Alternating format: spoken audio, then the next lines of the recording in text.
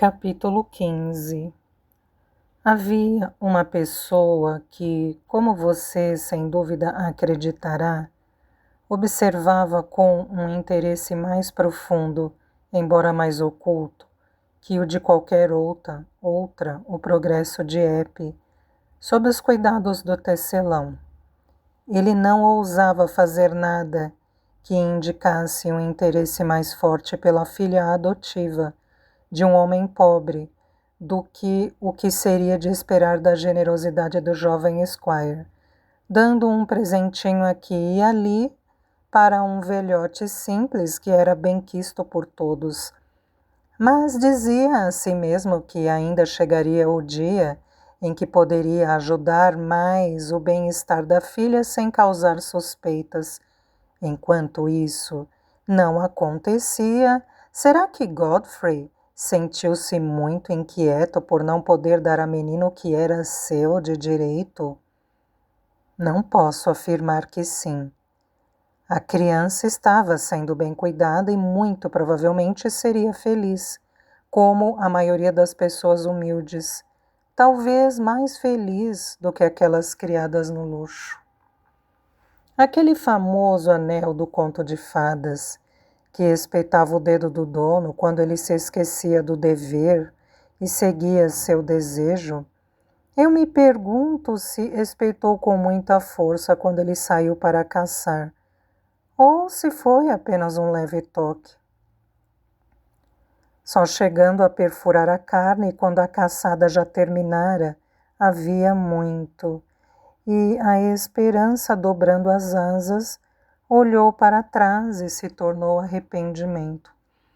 As faces e os olhos de Godfrey Cass brilhavam mais do que nunca. Ele tinha um propósito tão definido que até parecia ser um homem de firmeza. Dunsey não retornara. O povo tinha decidido que ele havia entrado para o exército ou, entre aspas, saído do país. E ninguém se preocupava em ser muito detalhista nas perguntas sobre um assunto tão delicado para uma família respeitável. Godfrey deixara de ver a sombra de Dunsey em seu caminho, e o caminho agora seguia em linha reta para a realização de seu desejo maior e mais antigo. Todos diziam que o Sr. Godfrey tinha tomado a decisão certa, e estava muito claro qual seria a conclusão de tudo, pois quase todos os dias ele era visto cavalgando até Warrens. O próprio Godfrey, quando lhe perguntavam brincando se a data estava marcada, sorria com a agradável consciência de um pretendente que poderia responder que sim, se quisesse. Ele se sentia regenerado, livre da tentação, e a visão de sua vida futura lhe parecia uma terra prometida pela qual não tinha motivos para lutar. Godfrey se via com toda a alegria concentrada em sua própria lareira, em torno da qual estava Nancy, sorrindo enquanto ele brincava com as crianças, e aquela outra criança que não se encontrava em torno da lareira, ele não a esqueceria. Se certificaria de que nada lhe iria faltar. Esse era o dever de um pai.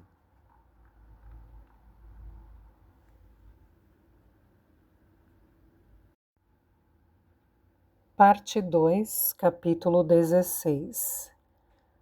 Fazia sol num domingo de outono, 16 anos após Silas Marner ter encontrado seu novo tesouro diante da lareira. Os sinos da velha igreja de Raveloe batiam alegremente, indicando que a missa matinal tinha acabado. E pela porta em arco da torre saíam devagar, parando a toda hora para receber cumprimentos e perguntas amistosas, os moradores mais ricos do lugar, que tinham escolhido aquela manhã ensolarada de domingo como sendo apropriada para uma visita à casa de Deus. Naquela época, no interior, era a moda que os membros mais importantes da congregação saíssem primeiro, enquanto seus vizinhos mais humildes esperavam e observavam, coçando a cabeça abaixada, ou fazendo mesuras para qualquer pagador de dízimos altos, que por acaso olhasse para eles. Em destaque, em meio a esse grupo de gente bem vestida, há algumas pessoas que iremos reconhecer, apesar da passagem do tempo que tocou a todos. O homem alto e louro de 40 anos não tem as feições muito diferentes do Godfrey Cass de 26. Só está um pouco mais encorpado e perdeu aquela aparência indefinível da juventude. Uma perda que fica marcada, mesmo quando os olhos ainda não estão opacos e as rugas ainda não surgiram. Talvez a mulher bonita, não muito mais jovem do que ele, que se apoia em seu braço, tenha mudado mais do que o marido. O rubor adorável, que sempre cobria suas faces, agora só surge de maneira fortuita, com o ar fresco da manhã ou com alguma forte surpresa. No entanto, para todos aqueles que amam mais os rostos pelo que eles revelam da experiência humana, a beleza de Nancy ficou ainda mais interessante. Muitas vezes a alma amadurece e ganha mais bondade ao mesmo tempo que a idade cobre a face de uma camada feia, de modo que um mero olhar jamais adivinhará a preciosidade da fruta. Mas os anos não foram tão cruéis assim com Nancy. A boca firme, porém plácida, e a expressão límpida e pura dos olhos castanhos revelam uma natureza que foi testada e que manteve suas melhores qualidades. Até mesmo a roupa imaculada traz maior significado agora, que as vaidades da juventude nada têm a ver com ela. O senhor e a senhora Godfrey Cass. Qualquer outro título mais nobre desapareceu dos lábios de Raveloe, desde que o velho Squire foi se unir a seus antepassados e sua herança foi dividida. Se viram para procurar o senhor alto e a mulher de vestido simples, que estão um pouco atrás, com Nancy tendo observado que precisavam esperar por, entre aspas, papai e Priscila. Então, todos tomam uma aleia mais estreita que cruza o cemitério e leva até um pequeno portão que fica diante da Casa Vermelha. Não os seguiremos agora, pois não há outros membros da congregação que gostaríamos de rever. Alguns que não devem estar usando roupas bonitas e que talvez não reconheçamos com a mesma facilidade com que discernimos os donos da Casa Vermelha. Mas é impossível não saber quem é Silas Marner. Seus enormes olhos castanhos parecem ter adquirido uma visão apurada, como acontece com olhos que foram míopes na juventude e têm uma expressão menos vaga e mais alerta. Mas em tudo o mais se vêem sinais de um corpo, que ficou muito enfraquecido com o passar de 16 anos. Os ombros curvados e os cabelos brancos quase o fazem parecer ter uma idade avançada, embora ele tenha apenas 55 anos. Mas ao seu lado está alguém na mais fina flor da juventude, uma menina loura de covinhas com 18 anos, que tentou, em vão, domar o cabelo cacheado e enfiá-lo todo sob a touca marrom. Mas o cabelo ondula com a mesma obstinação de um riacho ao sabor da brisa de março, e os cachinhos escapam da presilha e surgem por debaixo da touca. Eppie não consegue deixar de se irritar bastante com o cabelo, pois nenhuma moça de Raveloe tem um igual, e ela acha que ele deveria ser liso. Não gosta de ser culpada nem da menor das faltas. É só ver como seu livro de oração está bem guardado no lenço de bolinhas.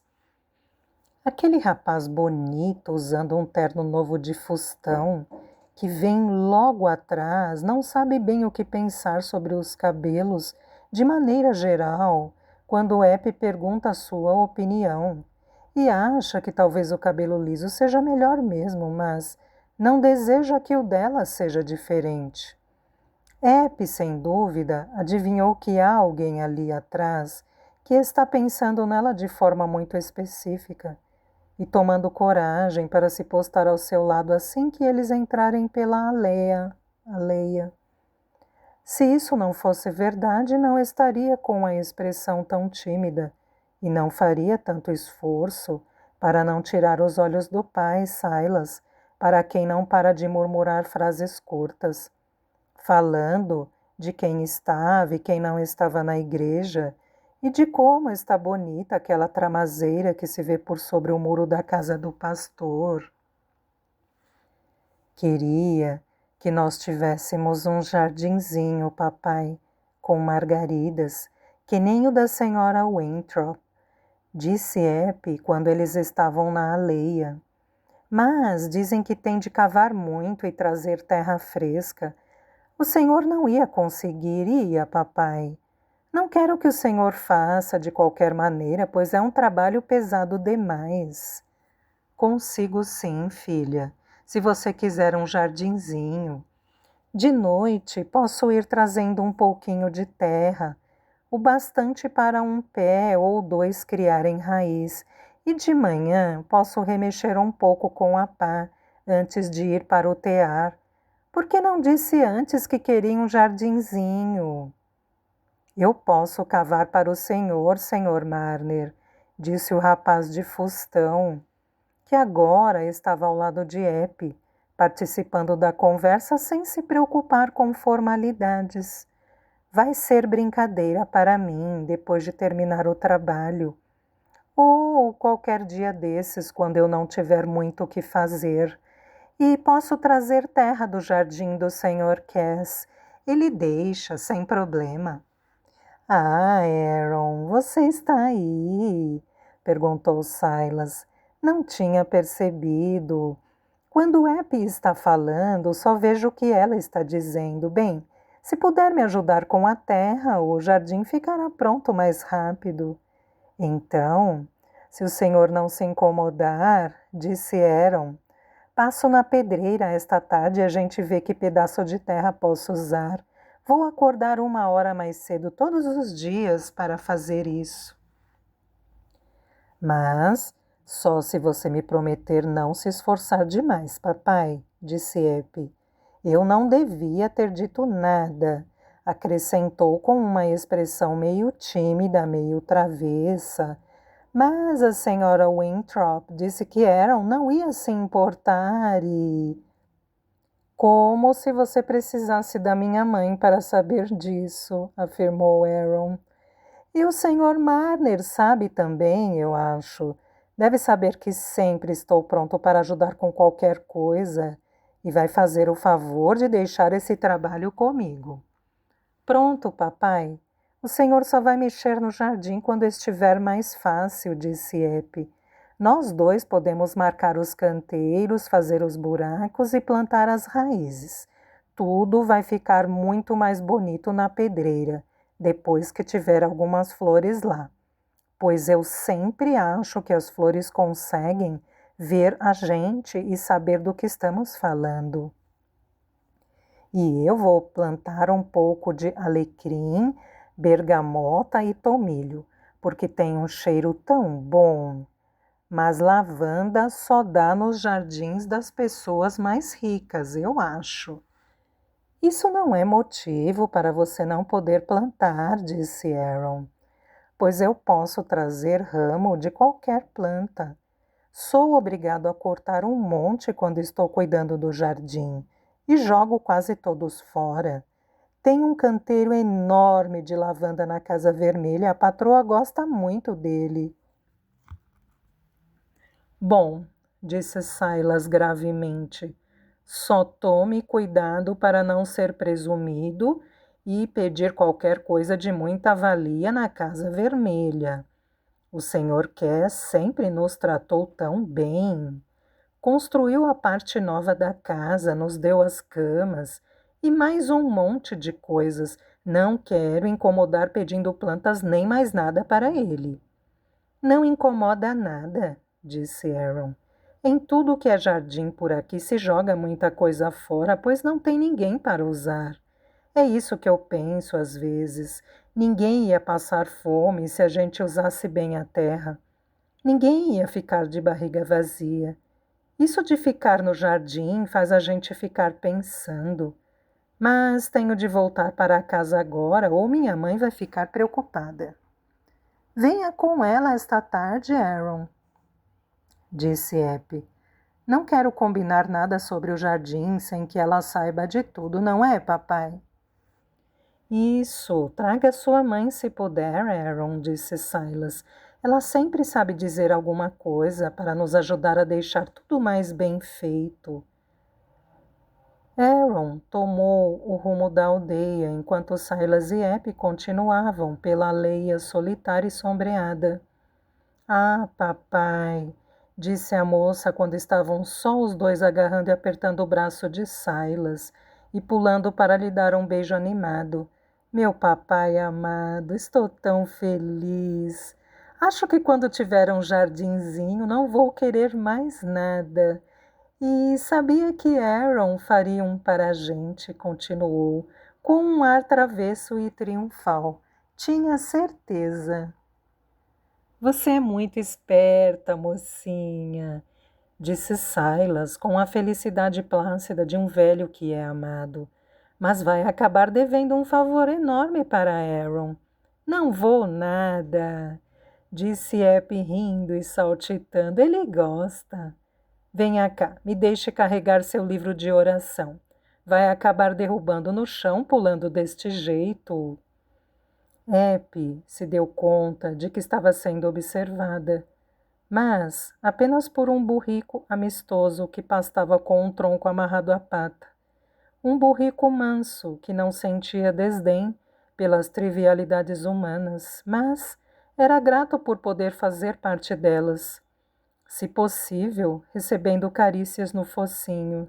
E Eppie não deixou de lhe agraciar com o cumprimento de sempre, embora isso tenha causado a inconveniência de fazer o animal segui-los, com dificuldade até a porta de casa. Mas o som de um latido agudo que veio de dentro do chalé, quando Eppie colocou a chave na porta, fez o burrico mudar de ideia e ele foi mancando para longe sem que ninguém precisasse mandar. O latido agudo era o sinal da recepção entusiasmada que os esperava, vinda de um esperto terrier marrom, que após dançar agitado em torno das pernas dos dois, correu, soltando um grunhido até uma gatinha de pelagem, tartaruga que estava debaixo do tear, voltando então para perto deles com outro latido, como quem diz: fiz o meu dever em relação àquele ser frágil, como vocês veem.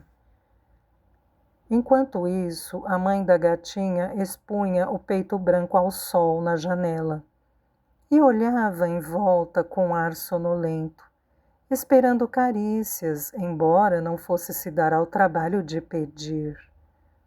A presença dessa alegre vida animal não era a única mudança que ocorrera no interior do chalé de pedra. Não havia mais nenhuma cama na sala e o pequeno espaço estava bem ocupado com móveis decentes, limpos e polidos o suficiente para satisfazer o olhar de Dolly Winthrop. A mesa e a cadeira de canto, ambas de carvalho, não eram o tipo de coisa que, em geral, se via em morada tão pobre. Tinham vindo, assim como as novas camas e as outras coisas, da Casa Vermelha, pois o Sr. Godfrey Cass, como todos na aldeia diziam, era muito generoso com o tecelão. e era bem certo que quem tinha dinheiro ajudasse um homem como aquele, que havia criado uma menina órfã e sido pai e mãe para ela. E ainda por cima, depois de perder todas as suas economias, de modo que só possuía o que ganhava semana a semana, e olhe que o preço das peças vinha caindo, pois cada vez se pedia para tecer menos linho, e o Sr. Marner não era mais nenhum garoto. Ninguém tinha inveja do tecelão, pois ele era visto como uma pessoa excepcional, cujo direito à ajuda dos vizinhos era maior que o de qualquer outro habitante de Raveloe. Qualquer superstição que permanecer em relação a ele adquirira matiz bem diverso. E o Sr. Messi, que agora era um velhinho frágil de 86 anos, que só era visto diante de sua chaminé ou sentado na soleira da porta à luz do sol, tinha a opinião de que quando um homem faz o que Silas fizera por uma criança órfã, era sinal de que seu dinheiro ainda ia aparecer, ou, pelo menos, que o ladrão ia pagar pelo que fizera. E olhe que ele garantia continuar tão inteligente quanto sempre fora. Silas agora se sentou e observou Eppie com um olhar satisfeito, conforme ela forrava a mesa e punha sobre a toalha limpa a torta de batata, aquecida lentamente à moda segura de domingo, colocada numa panela seca, sobre apenas algumas brasas, a melhor maneira de substituir um fogão, pois Silas não consentia em acrescentar uma grade de ferro e um fogão às suas conveniências. Amava a velha lareira de tijolos, tanto quanto amara a sua panela marrom, pois não fora ali que tinha encontrado Eppie. Os deuses do fogo ainda existem para todos nós, e que toda nova fé seja tolerante com esta crença, para não correr o risco de queimar as próprias raízes. Silas almoçou falando menos do que o habitual, logo pousando o garfo e a faca e observando distraído as brincadeiras de Eppie com o cão Snap e com a gata, que faziam com que o almoço dela demorasse bastante. Mas era mesmo uma visão capaz de atrair a atenção de qualquer um. Eppie, com o fulgor ondulante dos cabelos e a brancura do queixinho redondo e do pescoço contrastando com o vestido de algodão azul escuro, rindo alegremente enquanto a gatinha se equilibrava sobre as 4 patas num de seus ombros, como se fosse a alça de um jarro, e Snap à direita e Puzz à esquerda se esticavam na direção de um pedaço de comida que ela segurava no ar, fora do alcance de ambos. Snap de vez em quando desistia de tentar pegar o pedaço de comida para ralhar com a gata, dando um rugido eloquente em que lamentava sua gula e a futilidade de sua conduta. Eppie, afinal, cedeu, fez um carinho em cada um e dividiu o pedaço de comida com os dois. Mas, então, olhando o relógio, ela parou com a brincadeira e disse: "Oh, papai, já está na hora de você ir para o sol fumar seu cachimbo. Mas preciso tirar a mesa antes para a casa estar arrumada quando minha madrinha chegar. Faço tudo bem depressa, não vai demorar." Silas tinha adquirido o costume de fumar um cachimbo todos os dias durante os últimos 2 anos, tendo sido exortado a fazê-lo pelos sábios de Raveloe, que diziam que aquilo era bom para os achaques. E esse conselho foi sancionado pelo Dr. Kimball, que baseou sua opinião no princípio de que não custava experimentar o que não fazia mal. Princípio que era responsável por muitas das receitas do excelente doutor. Silas não gostava muito de fumar e com frequência se perguntava como seus vizinhos podiam ter tanto prazer com aquilo.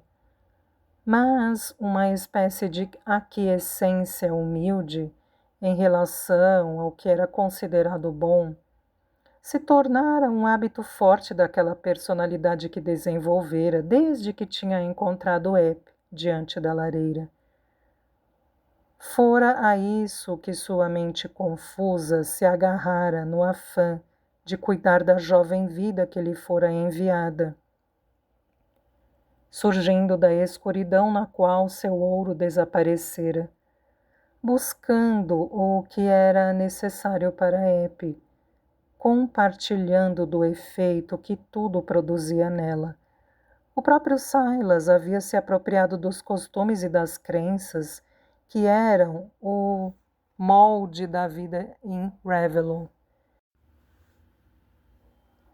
E como, com o despertar da sensibilidade, também ocorrera o despertar da memória, ele começara a refletir sobre os elementos de sua antiga fé e a misturá-los com estas novas impressões, até recobrar uma consciência de unidade entre o passado e o presente.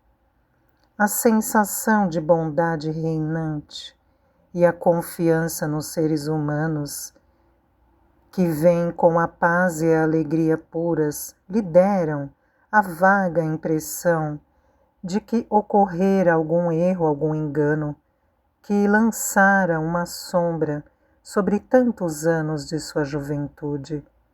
E conforme foi ficando mais fácil para Silas abrir seu coração para Dolly Winthrop, ele aos poucos foi comunicando a ela tudo o que pôde descrever de seus primeiros anos de vida.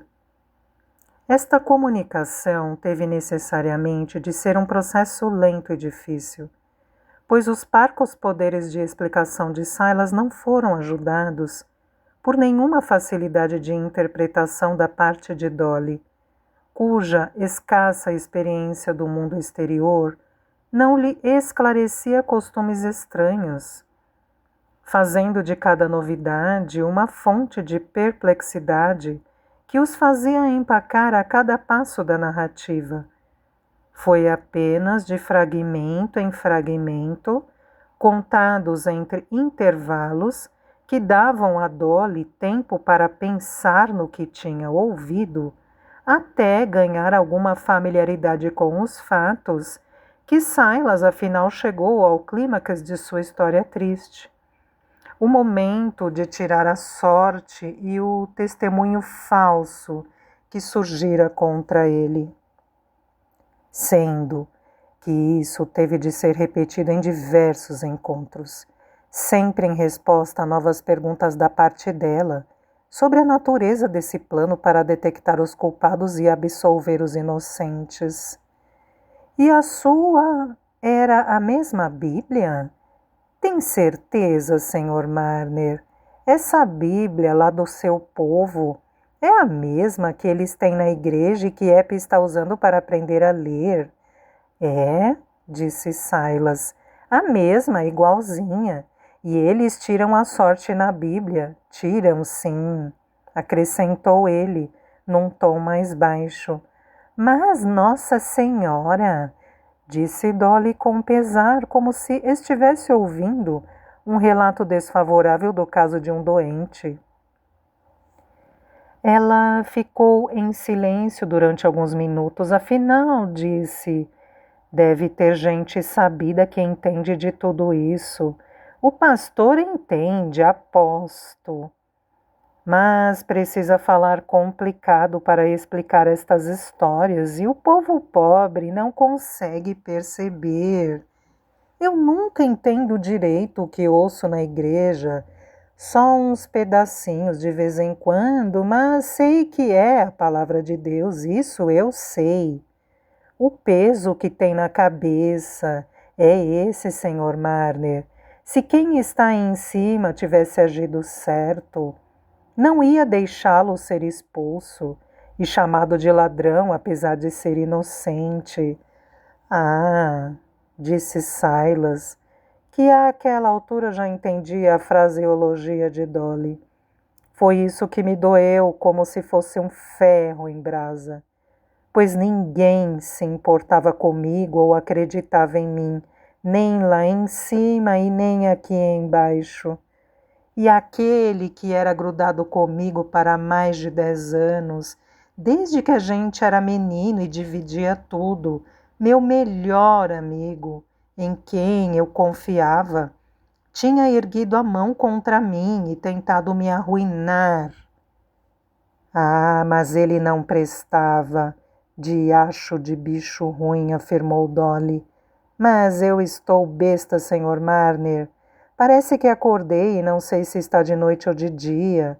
Eu não sei bem dizer por que nem como, mas acho que tem alguma coisa certa no que lhe aconteceu, mas a gente não consegue ver. E o Senhor não tinha de ter perdido a fé daquele jeito. Mas depois a gente conversa, pois às vezes as coisas aparecem na minha cabeça quando estou fazendo sangria ou amassando pão, ou algo assim. Coisas que nunca que iam aparecer quando estou parada, quieta. Dolly era uma mulher ocupada demais para não ter muitas oportunidades de elucidação do tipo que mencionara para Silas, e logo voltou a abordar o assunto. Senhor Marner, disse, um dia que viera trazer as roupas lavadas de Epe, eu ando apoquentada faz tempo com aquele seu problema de tirar a sorte. E ele me embaralhou toda, tanto que eu nem sabia mais onde a coisa começava e onde terminava. Mas ficou bem claro para mim na noite em que estava cuidando da pobre Bessie Fox, que morreu e deixou as crianças todas sem mãe, coitadas. Ficou claro como a água. Mas eu não sei se vou conseguir compreender de novo, e muito menos se vou conseguir explicar. Já aconteceu muito de eu ter uma coisa no peito que não dá jeito de sair. E pelo que falou do povo da sua terra, que nunca decorava a oração e nunca lia nada no livro, eles devem ser muito inteligentes. Se eu não soubesse o Pai Nosso e umas frases que aprendi na igreja, podia me ajoelhar toda a noite que não ia conseguir rezar.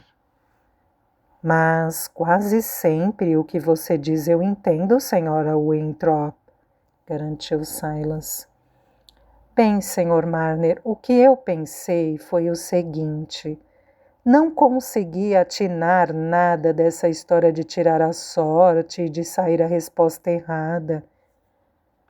Acho que tinha precisão do pastor para explicar, mas ele só vai conseguir falar complicado. Mas o que veio claro como o dia quando eu estava cuidando da pobre Bessie Fox, e o que sempre vem na minha cabeça quando estou com pena desse povo, e penso que não posso fazer nada para ajudar, nem que me levantasse no meio da noite, bom, o que vem na minha cabeça é que quem está em cima tem de ter mais bondade no coração do que eu, pois não posso ser melhor do que quem me fez. E se eu, às vezes, acho que o que vejo é ruindade, é porque tem muita coisa que não entendo, pois não sei quase nada. Isso é. Então, quando estava pensando nisso, o Senhor apareceu na minha cabeça, Sr. Marner, e veio tudo de um jato. Se eu senti por dentro o que era o certo e o justo, e se aqueles que rezaram e tiraram a sorte, tirando aquele bicho ruim, se eles iam fazer o certo se pudessem, então... Não é porque existe quem fez todos nós, quem sabe mais e pode mais? E é só isso que eu sei, pois todo o resto eu não atino de saber. pois veio a febre e levou uma mãe, que deixou um bando de criancinhas órfãs. E quem quer fazer o que é certo e correto tem de sofrer nas mãos de quem quer o contrário. Ah, tem muita maldade no mundo e tem coisa que a gente nunca vai entender. E a gente só pode confiar, Senhor Marner, fazer o que achamos que é certo e confiar.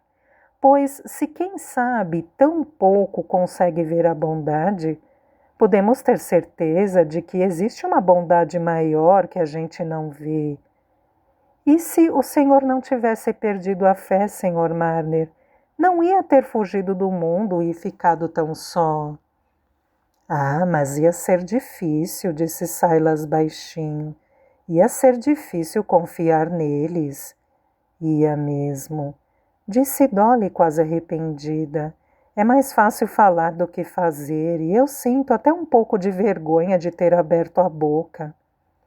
Não, não, está certa, senhora Winthrop. Está certa. Existe bondade no mundo, eu sinto isso agora. E faz a gente achar que existe uma bondade que não se vê, apesar de todo o mal que há na vida. Aquele sorteio foi terrível, mas me enviaram a menina. Tem quem cuide da gente, tem quem cuide. Esse diálogo aconteceu nos primeiros anos da vida de Eppie, quando Silas tinha de se afastar dela durante 2 horas todos os dias, para que a filha pudesse aprender a ler na escola pública para meninas, depois de ele ter tentado ajudá-la em vão a dar aquele primeiro passo no aprendizado.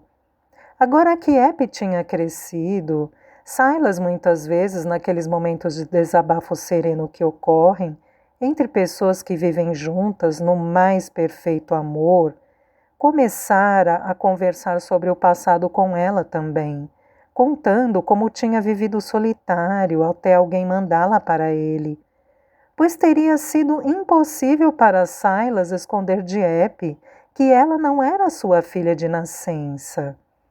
Mesmo se a mais delicada reticência sobre esse assunto pudesse ser esperada das fofoqueiras de Raveloe na presença da menina, as próprias perguntas que ela foi fazendo sobre a mãe conforme crescia não teriam podido ser evadidas sem que houvesse aquela ocultação completa do passado, que teria formado uma dolorosa barreira entre suas mentes. Assim, Eppie havia muito sabia que sua mãe morrera sobre a neve e que ela fora encontrada diante da lareira pelo pai Silas, que achara que seus cachos dourados eram seus guinéus perdidos que tinham voltado. O amor profundo e especial com que Silas a criara, sem quase nunca se separar dela, ajudado pelo fato de que eles viviam num lugar isolado, tinha preservado Eppie das influências aviltantes dos hábitos e da conversa da aldeia, e mantido sua mente naquele estado de frescor, que às vezes se supõe ser um atributo invariável da rusticidade. O amor perfeito tem um sopro de poesia, capaz de tornar mais nobres as relações dos seres humanos menos instruídos. E esse sopro de poesia tinha envolvido Eppie desde o momento em que ela seguira o brilho que a levara até a lareira de Silas. Por isso, não é surpresa que, em outras características além da beleza delicada, Eppie não fosse uma moça de aldeia qualquer, mas tivesse um toque de refinamento e generosidade que surgira apenas de uma alma pura, cultivada com carinho. Ela era infantil e simples demais para se indagar sobre seu pai desconhecido. Durante algum tempo, nem lhe ocorreu que devia ter tido um pai. E na primeira vez em que a ideia de que sua mãe tivera um marido se apresentou para Eppie, foi quando Silas lhe mostrou a aliança que fora tirada do dedo morto e cuidadosamente preservada por ele, numa caixinha laqueada em forma de sapato. Depois que Eppie cresceu, Silas deixou esta caixinha aos seus cuidados e ela muitas vezes a abria para olhar a aliança. Mas mesmo assim, quase nunca pensava no pai do qual aquilo era o símbolo. Por acaso não tinha um pai bem ali perto, que a amava mais do que todos os pais de nascença da aldeia pareciam amar suas filhas? Já quem fora sua mãe e como ela viera a morrer naquele abandono, eram perguntas que com frequência surgiam na mente de Eppie. Sua convivência com a senhora Winthrop, que era no mundo sua melhor amiga ao lado de Silas, a fizera acreditar que uma mãe era algo muito precioso. E diversas vezes ela pedira que Silas lhe descrevesse a aparência da mãe, apontasse uma mulher parecida e lhe contasse como a encontrara sobre o pé de tojo, levado pelas pequenas pegadas e os bracinhos estendidos. O pé de tojo ainda estava lá. E naquela tarde, quando Eppie saiu para pegar sol com Silas, foi o primeiro objeto que atraiu seus olhos e sua atenção.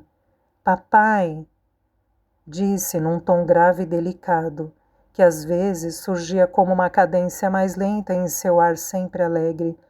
Vamos levar o pé de tojo para dentro do jardim. Vou colocar num cantinho e, bem do lado, plantar fura-neves e açafrões, pois Aaron diz que eles não morrem quando o inverno chega e só ficam cada vez mais fortes. Ah, minha filha, disse Silas, sempre pronto para conversar quando estava com o cachimbo na mão, aparentemente gostando mais das pausas do que das baforadas. Não podemos mesmo deixar o pé de tojo de fora. E para mim, nada é mais bonito do que ele quando está coberto de flores, todo amarelinho. Mas acabei de pensar que vamos ter de arrumar uma cerca. Quem sabe Aaron não ajude a resolver isso. Mas tem de haver uma. Ou os burros e outros bichos entram aqui e pisoteiam tudo. E é difícil arrumar material para a cerca, pelo que eu saiba. Ah, já sei, papai, disse Eppie, batendo palmas de repente depois de pensar um minuto. Tem um monte de pedras soltas por aí e algumas não são grandes. A gente pode colocar uma por cima da outra e fazer um muro. Eu e você podemos carregar as menores e Aaron carrega o resto, aposto que carrega.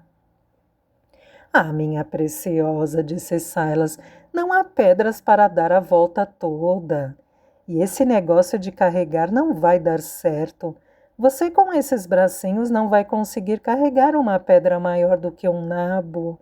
Você é delicada, minha querida, acrescentou ele com muita ternura. É isso que a senhora Winthrop diz. Eu sou mais forte do que você pensa, papai, disse Eppie. E se não tem pedra para dar a volta toda hora? Ela cerca uma parte do jardim e depois fica mais fácil. Arrumar uns galhos e algumas outras coisas para o outro pedaço. Olha ali, em volta do poço maior, como tem pedras. Ela foi saltitando até o poço com a intenção de erguer uma das pedras e exibir sua força, mas parou de repente, surpresa. "Ih, papai, venha dar uma olhada!" exclamou. "Venha ver como a água baixou desde ontem. Ontem mesmo o poço estava tão cheio."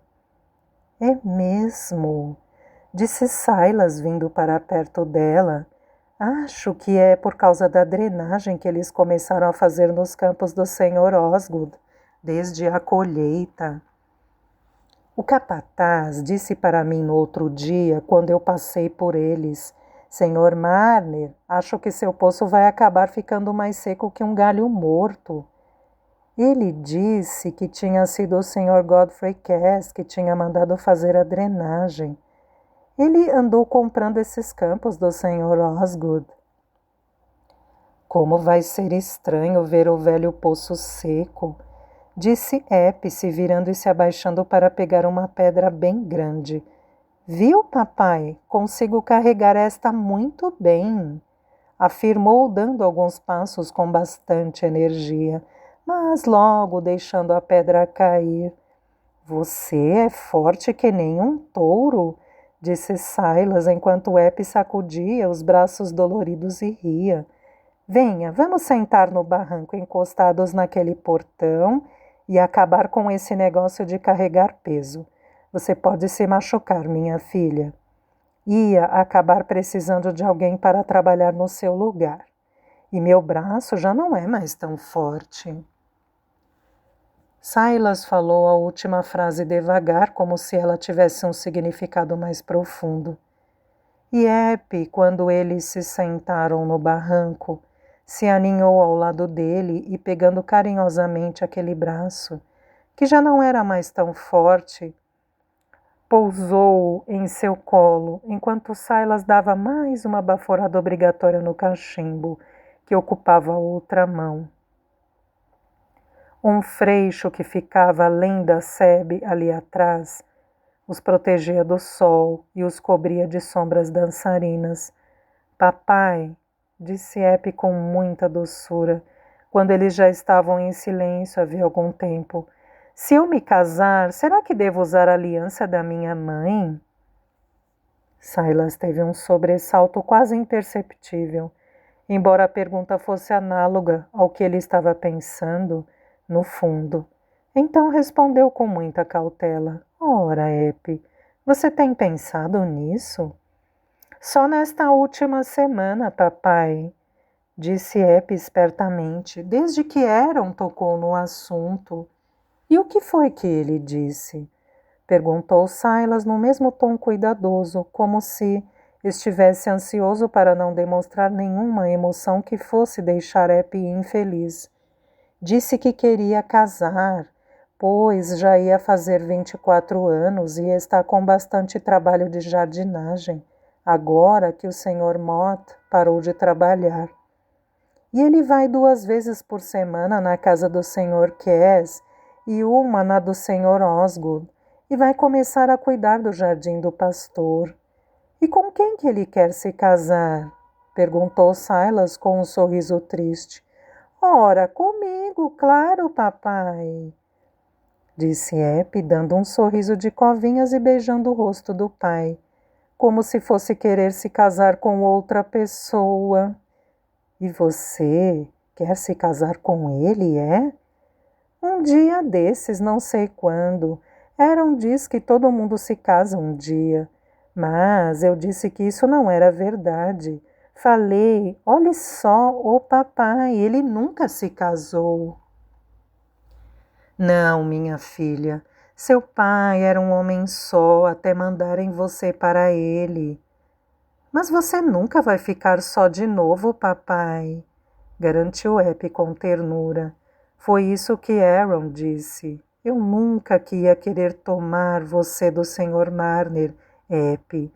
E eu disse, se quisesse não ia adiantar nada, Aaron. E ele quer morar com nós 2, de modo que você não vai precisar trabalhar nada, papai, só por prazer. E disse que ia ser como um filho para você. E você ia gostar disso, Eppie? Perguntou Silas olhando para ela. Não ia me incomodar, papai, disse Eppie com simplicidade. E queria que você não tivesse de trabalhar muito. Mas, se não fosse por isso, até preferia que as coisas não mudassem. Sou muito feliz. Gosto que Aaron goste de mim e que venha sempre visitar a gente, que trate você com respeito. Ele sempre trata você com respeito, não é, papai? Sim, minha filha, respondeu Silas enfaticamente, ele é igual à mãe. Mas eu não quero que nada mude, disse Epi. Quero que a gente fique assim, igualzinho, durante muito, muito tempo. Mas Aaron quer mudar e me fez chorar um pouco, só um pouquinho, porque disse que não gosto dele, pois se gostasse ia querer que a gente casasse que nem ele quer. Ah, minha flor, disse Silas, largando o cachimbo como se fosse inútil continuar fingindo que fumava. Você é jovem demais para se casar. Vamos perguntar à senhora Winthrop. Vamos perguntar à mãe de Aaron o que ela acha. Ela vai saber o que é certo. Mas não se pode esquecer de uma coisa, Epi. As coisas vão mudar, quer a gente queira, quer não. Não vão continuar como estão por muito tempo, sem nenhuma diferença. Eu vou ficar mais velho e mais fraco e vou ser um fardo para você, se é que não vou abandoná-la de vez. Não estou dizendo que você ia me achar um fardo, sei que não, mas ia ser difícil para você. E quando penso nisso, gosto de imaginar que vai ter alguém do seu lado além de mim, alguém jovem e forte, que vai viver mais do que você e cuidar de você até o fim. Silas parou de falar e, pousando os punhos nos joelhos, virou as mãos para cima e para baixo, pensativo, olhando para o chão. Então você quer que eu me case, papai? Perguntou Epi com a voz um pouco trêmula. Não vou dizer que não, Epi, disse Silas com ênfase. Mas vamos perguntar à sua madrinha. Ela vai querer o melhor para você e para o filho também. Lá vem eles. Vamos lá encontrar os dois. E o cachimbo. Não quer acender de novo, papai? Perguntou Epi, erguendo aquele aparato medicinal do chão. Não, minha filha, já fumei muito por hoje. Acho que um pouquinho me faz mais bem que um monte de uma vez só.